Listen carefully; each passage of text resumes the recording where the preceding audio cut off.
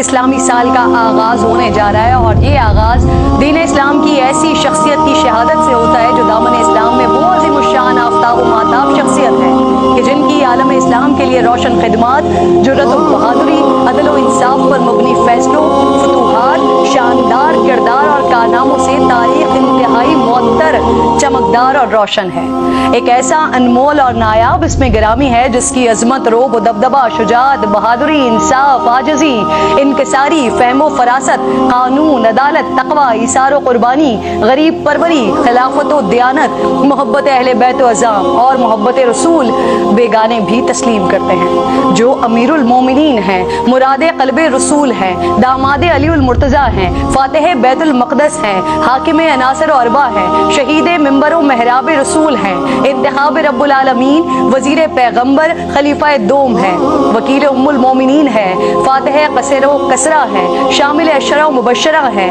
میدان عدالت کے نیر تابہ ہیں، یہ حضرت سیدنا عمر فاروق رضی اللہ تعالیٰ عنہ ہے۔ حضرت عبداللہ ابن مسعود سے روایت ہے، خدا کی قسم ہم بیت اللہ میں نماز پڑھنے کی استطاعت نہیں رکھتے تھے یہاں تک کہ حضرت عمر اسلام لے آئے۔ حضرت مسور بن مخرمہ فرماتے ہیں کہ جب حضرت عمر کو زخمی کیا گیا تو وہ تکلیف محسوس کرنے لگے۔ حضرت ابن عباس نے کہا، اے امیر المومنین، نبی کریم آپ سے راضی تھے، صدیق آپ سے راضی تھے، پھر آپ دیگر صحابہ کرام کے ساتھ رہے، ان کا بھی ساتھ دیا، وہ بھی آپ سے جب جدا ہوں گے تو آپ سے راضی ہوں گے۔ حضرت عمر نے فرمایا، یہ اللہ کا مجھ پر احسان ہے، لیکن میری گھبراہٹ تم اور تمہارے ساتھیوں کی وجہ سے ہے۔ خدا کی قسم اگر میرے پاس زمین کے برابر بھی سونا ہوتا تو عذاب الہی سے پہلے اسے فدیۃً دے دیتا۔ آپ کے دور خلافت میں 3600 علاقے فتح ہوئے، 900 جامع مسجد اور 4000 مساجد تعمیر ہوئی۔ بوقت شہادت اسلام کا پرچم 22 لاکھ مربع میل سے زائد زمین پر لہرا رہا تھا۔